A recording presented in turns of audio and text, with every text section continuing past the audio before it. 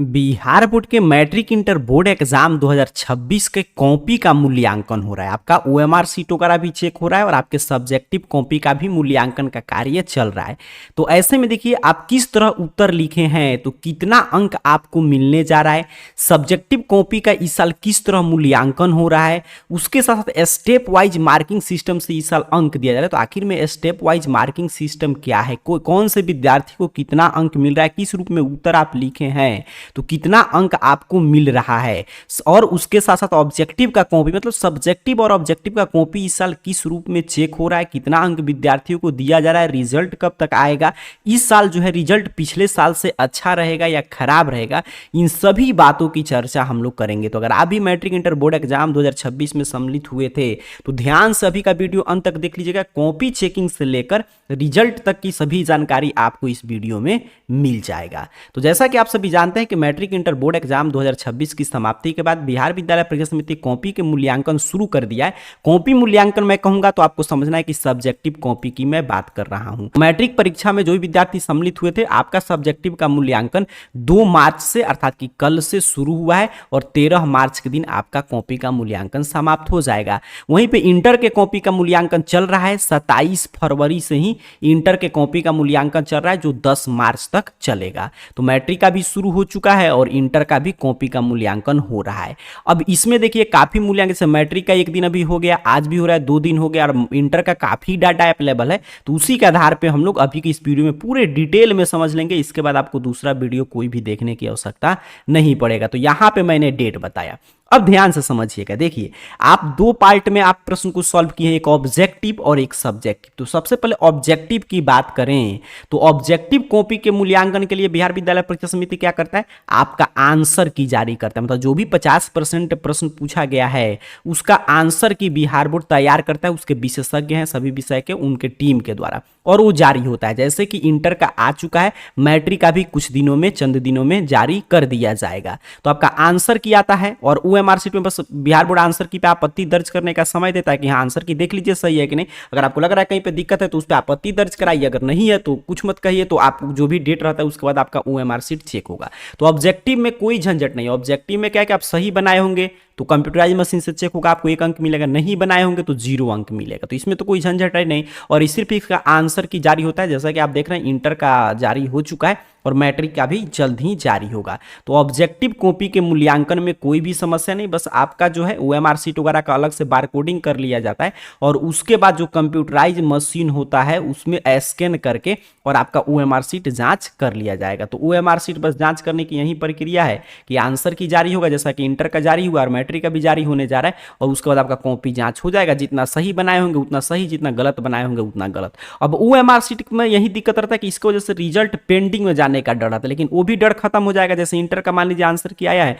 तो जो विद्यार्थी मिला लेते हैं, अपना लॉगिन करके देख लेंगे तो उनको समझ में आता है कि हाँ उनका रिजल्ट, उनका ओएमआर शीट चेक हो रहा है। उसी तरह मैट्रिक आएगा तो जो विद्यार्थी अपना, हम लोग बताएंगे आगे उस समय, तो उसमें आप भी लॉगिन करके देख लीजिएगा, रोल कोड रोल नंबर डाल के, अगर आपका डाटा ओपन हो रहा है तो इसका टेंशन खत्म। तो ऑब्जेक्टिव बिल्कुल आसान प्रक्रिया है, जैसा कि ओएमआर शीट पे आप भरे हैं, और उसी तरह आसान प्रक्रिया है आपका ओएमआर शीट जांच करने में। इसमें यही फायदा है कि जितना आप लिखे होंगे, मान लीजिए 50 मार्क्स का ऑब्जेक्टिव था समझने के लिए, तो 50 में 50 सही किए होंगे तो एक भी अंक नहीं कटेगा। सब्जेक्टिव में क्या होता है कि पूरा लिखने के बावजूद भी 1 अंक परीक्षक काट लेगा, लेकिन इसमें नहीं, पूरा 50 में 50 मिलेगा। और दूसरा इससे नुकसान यही है कि अगर आप कुछ भी गलत किए होंगे, मान लीजिए एक भी सही नहीं हो रहा है तो 0 भी मिलेगा। तो ये इससे फायदा और नुकसान सिक्के के दोनों पहलू हैं आपके ओएमआर शीट के। अब देखिए ओएमआर शीट आपका जांच कर लेगा बिहार बोर्ड, तो जल्दीबाजी में कंप्यूटराइज मशीन से सिर्फ ये जांच होता है।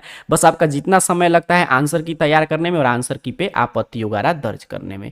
अब चलिए बात करते हैं सब्जेक्टिव कॉपी में सारा खेल है, क्योंकि सब्जेक्टिव कॉपी का ही मूल्यांकन 2 से आपका शुरू हुआ है मैट्रिक का और 27 से चल रहा है इंटर का। तो अब सब्जेक्टिव कॉपी में ध्यान से समझिएगा कि कितना आप लिखे हैं तो कितना अंक आपको मिल रहा है। ठीक है, वर्तमान में 2026 में, और स्टेप वाइज मार्किंग क्या है, जो विद्यार्थी जोड़कर उत्तर लिखे हैं उनको कितना अंक मिलेगा, अर्थात कि आज जो विद्यार्थी किसी प्रश्न का उत्तर गलत लिख दे उनको अंक मिलेगा कि नहीं। तो इन सभी बातों की चर्चा करेंगे।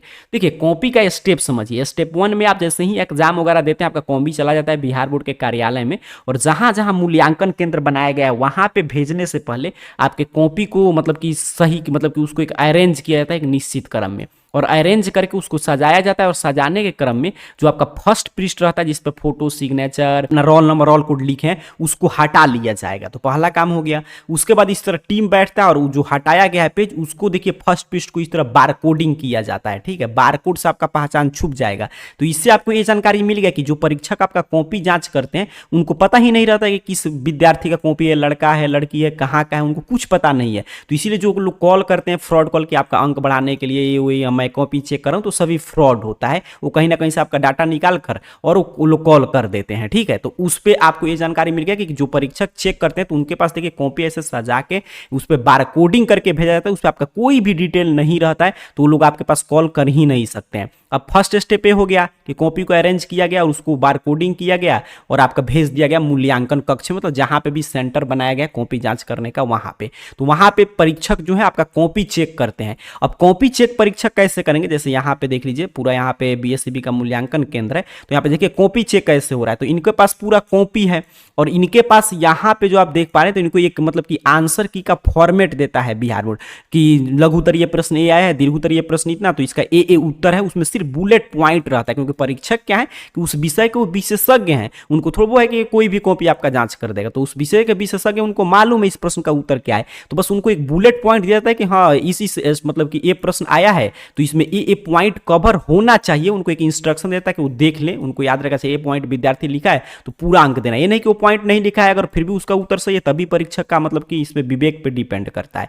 अब जो कॉपी जांच होता है ना, तो आज अब जो आपकी बारी 2 बारी 3 बारी कॉपी जांच हो रही है। एक बार परीक्षक चेक करते हैं, बीच बीच में आकर जो प्रधान परीक्षक है वो चेक करते हैं। जैसे ही कॉपी का मूल्यांकन हो जाएगा फिर इसको बार कोडिंग कर दिया जाता है और इसको भेज दिया जाता है आपका जो एमएमपी है, जहां पे मतलब कि आपका कंप्यूटर पे मार्क्स जो फाइल करते हैं वहां पे, और वो तुरंत आपका मार्क्स एंट्री कर देते हैं ताकि रिजल्ट वगैरह जो है जल्दी से जारी हो जाए। तो इसी यहाँ पे जो आप देख रहे हैं 6 स्टेप में इस साल कॉपी का मूल्यांकन चल रहा है।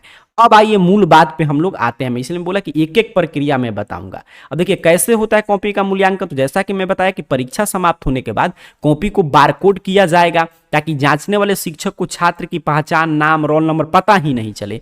इसके बाद जहां जहां कॉपी जांच करने का केंद्र बना है वहां पे कॉपी को अलग अलग जिला के निर्धारित केंद्र पर भेज दिया जाता है। ध्यान सब समझिएगा यहां से। अब देखिए वहां पे भेजने के बाद जो कंप्यूटरीकृत जो मतलब कंप्यूटर से जो अंक प्रविष्ट होता है, तो जैसे ही शिक्षक वहां पे कॉपी जांच करते हैं, आगे हम लोग बताएंगे कितना अंक लोग देते हैं, तो जैसे ही चेक हो जाएगा वैसे ही प्राप्त अंक को तुरंत कंप्यूटर पर मार्क्स पोस्टिंग जो होता है एमएमपी जो लोग करते हैं पर्सनल, उनके द्वारा दर्ज कर दिया जाता है। मतलब तुरंत आपका रिजल्ट का फॉर्मेट तैयार हो गया वहीं पे। इससे क्या होगा कि रिजल्ट जल्दी आता है, बीच में कोई आपका अंक वगैरह भी गड़बड़ नहीं, जो आज चेक हुआ उतना अंक चढ़ गया तो समझिए उसमें कुछ भी सुधार नहीं हो सकता है।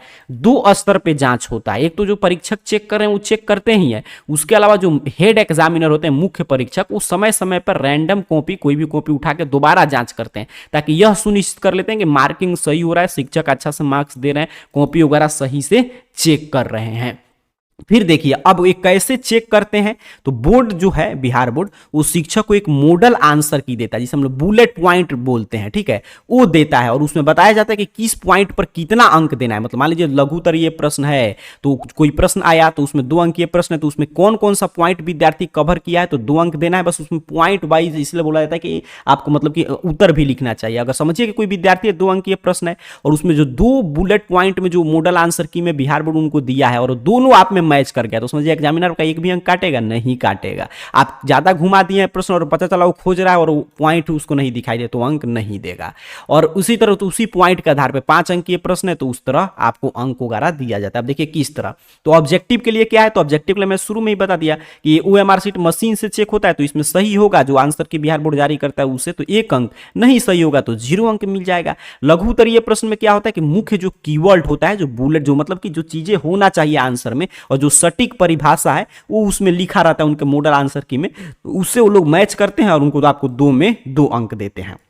दीर्घ उत्तरीय प्रश्न में तो दीर्घ उत्तरीय प्रश्न का भी उनके पास होता है आंसर की, लेकिन वो आपके संरचना की उत्तर कैसे लिखें, क्योंकि दीर्घ उत्तरीय प्रश्न सबका एक जैसा मिलेगा नहीं, कितना स्टेप में आप उत्तर लिखे हैं, डायग्राम वगैरह बनाए हैं कि नहीं, चित्र वगैरह बनाए हैं कि नहीं, इसके आधार पे आपको 5 अंक देता है। अब इससे आपके मन में ये प्रश्न आएगा कि क्या मॉडल आंसर की से पूरा उत्तर एग्जामिनर मिलता है? नहीं, देखिए एग्जामिनर एक दिन पढ़ा, मान लीजिए फिजिक्स का कॉपी चेक कर रहा है, साइंस का कॉपी चेक, मान लीजिए मैथ का कॉपी चेक कर रहा है, तो देख लिया कि हाँ इस प्रश्न ये आया है, उसके दिमाग में घूम रहा है। तो ये नहीं कि हर एक चीज़ें जहाँ पे उसको लगता है कि आप गलत लिखे हैं, क्योंकि प्रश्न आपको लिखना नहीं है, तो जहाँ पे वो देखता है कि हाँ ये प्रश्न से मैच ही नहीं कर रहा है, वहीं पे वो मॉडल आंसर की से मिलाता है। नहीं कि हर एक प्रश्न को मिलाएगा तो एक दिन में वो कितना ही कॉपी जांच कर पाएगा। ठीक है, तो इस तरह आपको अंक वगैरह दिया जाता है।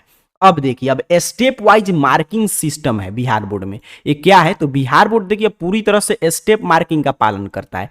इससे क्या फायदा है कि इसका मतलब है कि अगर आपका पूरा उत्तर सही नहीं भी है तो भी आपको आधे अधूरे सही उत्तर के लिए अंक मिलेगा। पहले क्या होता था कि अगर आप मान लीजिए पूरा उत्तर में कुछ भी आपने गलत लिख दिया तो आपका अंक को पूरा मतलब कि आपका प्रश्न ही गलत वो लोग कर देंगे, 0 अंक देते थे, स्टेप वाइज मार्किंग नहीं होता था। तो अब स्टेप वाइज मार्किंग है तो जितना स्टेप में आपने उत्तर लिखा है उतना स्टेप में मतलब जो भी सही है उसका अंक मिलेगा, जो गलत है उसका अंक नहीं मिलेगा, 0 नहीं मिल सकता। ये इससे फायदा है। आगे और मैं इसका फायदा आपको बताऊंगा, अभी समझते चलिए।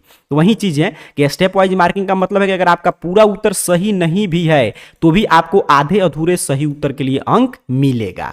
अब जैसे गणित और विज्ञान का उदाहरण ले, मतलब मैथ और साइंस का कोई भी आपका सब्जेक्ट है, तो अगर आपने फार्मूला सही लिखा है और कुछ स्टेप हल किए हैं लेकिन अंत में मान लीजिए आपने उत्तर नहीं निकाल पाया, गलत हो गया, तब भी ये नहीं कि पहले के जैसा 0 मिलेगा, तब भी आप जितना स्टेप बनाए हैं उस स्टेप के आधार पे 5 में से 2 या 3 नंबर आपको मिल सकते हैं। यही स्टेप वाइज मार्किंग से फायदा है। लॉन्ग आंसर में अगर बड़े सवाल में उत्तर के विभिन्न हिस्से जैसे चित्र, परिभाषा, उदाहरण के लिए अलग अलग निर्धारित होता है। ठीक है, डायग्राम जो भी बनाते हैं विज्ञान या भूगोल जैसे विषय में, अगर उत्तर थोड़ा कमजोर है लेकिन डायग्राम साफ और सही है तो आपको अच्छे अंक मिल जाते हैं। तो स्टेप वाइज मार्किंग सिस्टम से यही फायदा है। उसमें हर एक स्टेप का अच्छा, इतना विद्यार्थी बनाया है तो इसको इतना अंक देना है, इतना यहां तक उत्तर निकाला तो इसको इतना अंक देना है। तो इससे क्या फायदा हो गया कि मान लीजिए आप कोई भी चीज है, मतलब कि मान लीजिए आप उत्तर मतलब कि 2 अंकीय प्रश्न था, आधा आपका सही हुआ आधा गलत है, तब आपको 1 अंक मिल जाएगा। ठीक है, ये फिक्स है।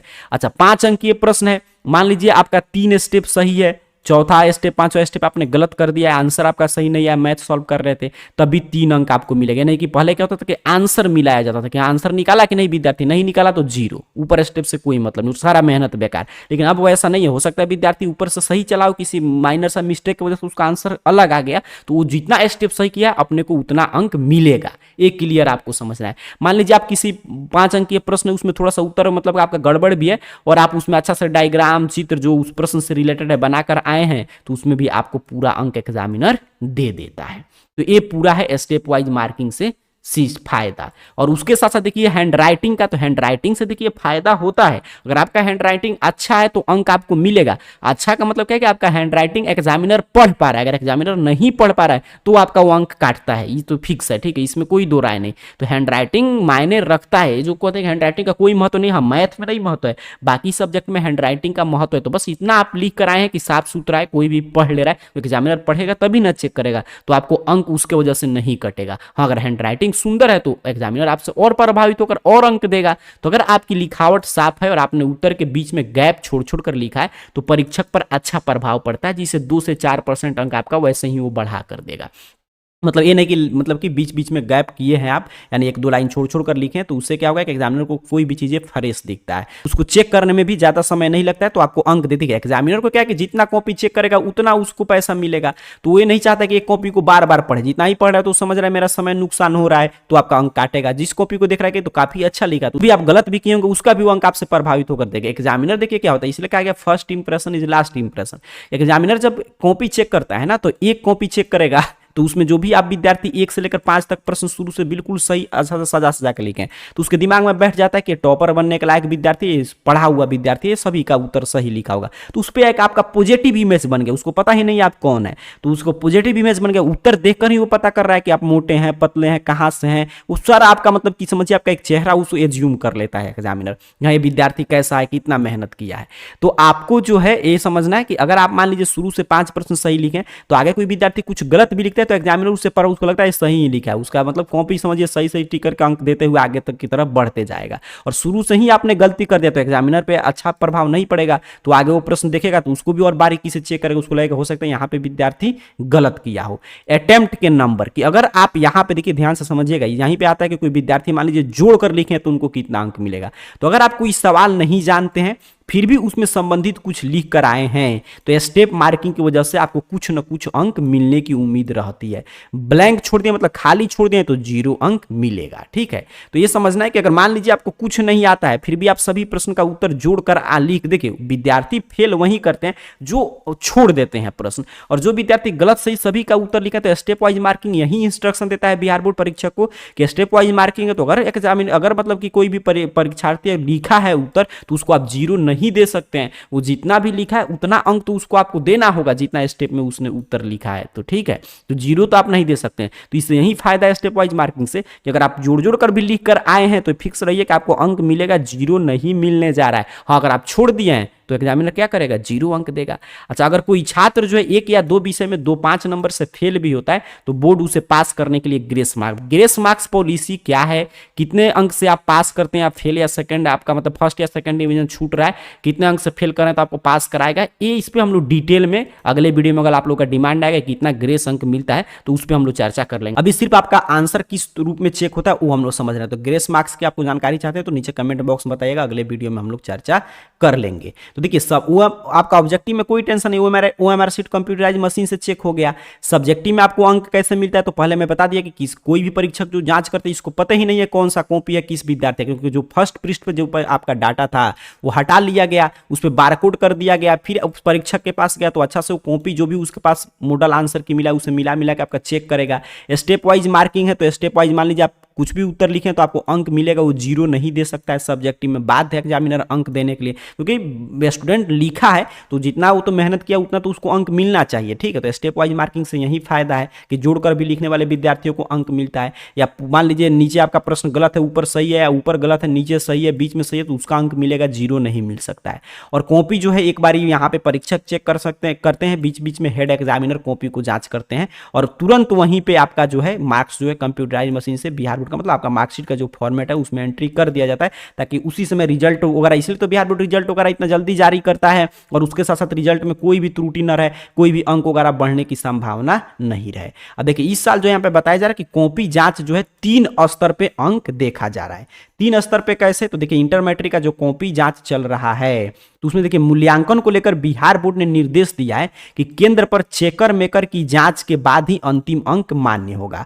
अगर इन दोनों के चढ़ाए गए अंक में अंतर आता है तो सुपरवाइजर इसकी जांच करेंगे। इस बार यहाँ पे बताया जा रहा है कितने मतलब परीक्षक जांच कर रहे हैं, मतलब यहाँ पे क्या बता रहे हैं कि एक बार परीक्षक चेक करेंगे। ठीक है, ध्यान से समझिएगा, एक बार परीक्षक चेक करेंगे कॉपी, ठीक, परीक्षक आपका कॉपी जांच किए, फिर उसके बाद जो चेकर मेकर है वो देखेंगे कि हाँ विद्यार्थी जो है कि मतलब कि परीक्षक जो चेक करके अंक टोटलिंग किए हैं क्या वो सही सही टोटलिंग किए हैं, तो अगर उनका भी टोटलिंग चेकर मेकर का टोटलिंग और परीक्षक का टोटलिंग दोनों सेम है तो वो अंक आपका कंप्यूटराइज मशीन से आपका मार्कशीट पे उसी समय चढ़ जाएगा। अगर दोनों में अलग आ रहा है तो सुपरवाइजर आपका मतलब कि जांच करेंगे। तो कॉपी एक ही व्यक्ति चेक करेगा, ठीक है, ये समझिएगा, कॉपी एक व्यक्ति चेक करेगा परीक्षक, लेकिन जो चेकर मेकर वो क्या करेंगे एक बार देख लेंगे कॉपी सही से चेक हुआ है, कोई प्रश्न छूट तो नहीं गया, कोई विद्यार्थी प्रश्न मान लीजिए कोई पेज ऐसा परीक्षक पलट रहे हैं तो उसमें कुछ गलती से छोड़ तो नहीं दिए, तो लोग यही चीजें देखकर और उसमें वो लोग मिलाएंगे क्योंकि अंक वगैरह टोटलिंग करने में कोई गलती है कि आगे जो है विद्यार्थियों को किसी तरह की कठिनाई की सामना नहीं करना पड़े, स्क्रूटनी वगैरह कराने से उनको मतलब कि बचे वो विद्यार्थी, उनका जो भी रिजल्ट आए उस समय परफेक्ट रिजल्ट उनके सामने रहे।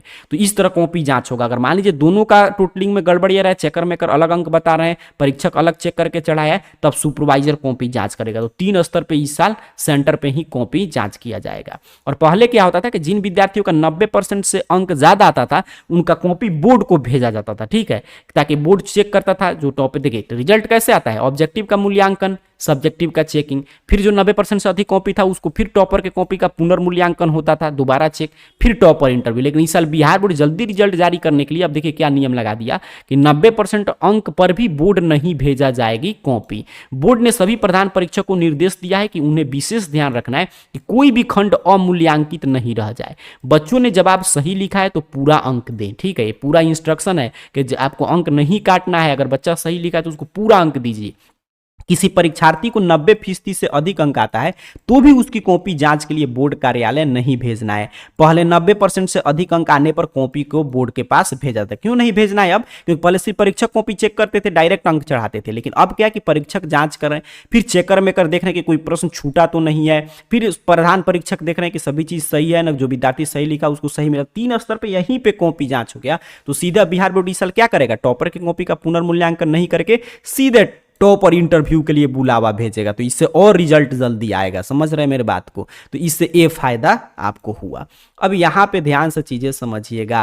अब देखिए इस साल जैसा कि मैंने बताया कि रिजल्ट इस साल जल्दी आएगा, पिछले साल से भी जल्दी इस साल बिहार बोर्ड रिजल्ट, क्योंकि पिछले साल क्या होता था, होली वगैरह का छुट्टी पड़ता था रिजल्ट के आसपास, लेकिन इस साल देखिए रिजल्ट एक कॉपी जांच करने में ही होली पड़ेगा, तो आगे कोई छुट्टी है नहीं। और बिहार बोर्ड देख रहे हैं ना कि आंसर की जारी कर दिया, इंटर का, मैट्रिक का जल्द ही जारी करने जा रहा है। आपका मैट्रिक इंटर दोनों का सब्जेक्टिव कॉपी चेक कर रहा है, तो इसलिए और इस साल देखिए कॉपी मतलब सेंटर पे ही 3 स्तर पे जांच कर ले रहा है, ताकि टॉपर के कॉपी को फिर बुलाकर दोबारा चेक नहीं करना पड़े। तो इससे यही फायदा है कि अब सीधे टॉपर इंटरव्यू के लिए बुलावा आएगा और आपका रिजल्ट जारी हो जाएगा टॉपर इंटरव्यू के बाद। इस साल हर साल से जल्दी बिहार विद्यालय परीक्षा समिति आपका रिजल्ट जारी कर देगा। रिजल्ट कैसा आएगा तो आपको थोड़ा भी नहीं घबराना है, क्योंकि जैसा कि मैं बता दिया कि स्टेप वाइज मार्किंग से सभी विद्यार्थियों को पूरा अंक दिया जा रहा है, और बिहार बोर्ड स्पष्ट इंस्ट्रक्शन दिया कि अंक नहीं काटना है। अगर विद्यार्थी अंक के लायक लिखा है, पूरा में पूरा लिखा है, तो इंस्ट्रक्शन दिया कि नहीं कि आप अपने हिसाब से काट दिए अंक, उसको पूरा अंक दीजिए। तो इसलिए बिहार विद्यालय परीक्षा समिति ये भी प्रयास करता है कि सिर्फ मतलब कि ना कि सबसे पहले परीक्षा ले, सबसे पहले रिजल्ट जारी करे, बट बिहार बोर्ड अपना ये भी चीजें सुधार रहा है कि सभी बोर्ड के जैसा आज सीबीएसई आईसीएसई बोर्ड के जैसा बिहार बोर्ड के भी बच्चों का अंक आए। तो इसलिए बिहार बोर्ड प्रयास करता है कि पासिंग परसेंटेज है हर साल से बढ़े न कि घटे। ठीक है, तो बिहार बोर्ड अपने स्तर से तमाम प्रयास कर रहा है, इसलिए 2 गुना प्रश्न देता है। फिर आपका स्टेप वाइज मार्किंग सिस्टम लगा दिया कि कोई विद्यार्थी अगर सिर्फ उत्तर लिखता है जोड़कर, तब उसको 0 नहीं देना है। अगर सभी सही लिखा है तो परीक्षक ये नहीं कि मैं पूरा अंक नहीं दे पाऊंगा, काट लिए, ये सब गलती नहीं करना है, पूरा अंक देना है। तो तमाम इंस्ट्रक्शन बता रहा है कि रिजल्ट इस साल शानदार आपका आएगा। ठीक है, तो देखिए यहाँ पे मैंने बता दिया पूरा अभी के इस वीडियो में ओएमआर शीट कैसे चेक होता है, कॉपी इस साल किस रूप में चेक हो रहा है, आप उत्तर किस तरह लिखे हैं तो कितना अंक मिल रहा है, तो A to Z प्रोसेस मैंने आपको समझा दिया। अब आगे है ग्रेस मार्क्स वगैरह पॉलिसी की, कोई विद्यार्थी फेल करता है या किसी विद्यार्थी का 1 अंक 2 अंक से फर्स्ट डिवीजन छूट रहा है तो उसको कितना ग्रेस अंक मिलेगा, तो इसके लिए आप नीचे कमेंट बॉक्स में बताइएगा, तो अगले वीडियो में हम लोग चर्चा कर लेंगे। और बाकी जो भी आपके कॉपी जहाँ जैसे आंसर की आया है, इंटर का वो देखना है, मैट्रिक का आंसर की आने जा रहा है, रिजल्ट वगैरह कोई भी जानकारी चाहिए तो इसके लिए गूगल सर्च बॉक्स में AR कैरियर पॉइंट सर्च कीजिए, आपके सामने सर्च रिजल्ट आएगा और इस तरह arcareerpoint.com वेबसाइट शो होगा। सिंपल सा आपको इस arcareerpoint.com वेबसाइट पे क्लिक करना है। जैसे ही आप क्लिक करेंगे आपके सामने arcareerpoint.com ऑफिशियल वेबसाइट इस रूप में ओपन हो जाएगा। इस वेबसाइट पे नीचे की तरफ पढ़ के BSCB अपडेट से हर एक अपडेट आप देखिए, यहाँ पे कितना कॉपी किस दिन चेक हो रहा है, कितना अंक मिला है, हर एक अपडेट आप पढ़ सकते हैं। अपने क्लास के हिसाब से पढ़िएगा तो आंसर की वगैरह भी डाउनलोड करने का लिंक आपको मिल जाएगा। जैसे क्लास 12 का आया तो क्लास 12 में, 10th का आएगा तो 10th कैटेगरी से आप देख सकते हैं। तो रिजल्ट आने तक arcareerpoint.com वेबसाइट पे विजिट करके आप रिजल्ट से संबंधित सभी जानकारी ले सकते हैं। जैसे ही रिजल्ट आएगा इसी वेबसाइट से सबसे पहले अपना रिजल्ट चेक कर सकते हैं। तो बाकी जानकारी यहाँ से पढ़ लीजिए, और कोई जानकारी चाहते हो नीचे कमेंट बॉक्स में पूछ लीजिएगा। मिलते हैं अगले अपडेट के साथ, तब तक के लिए आप सभी को बहुत बहुत धन्यवाद।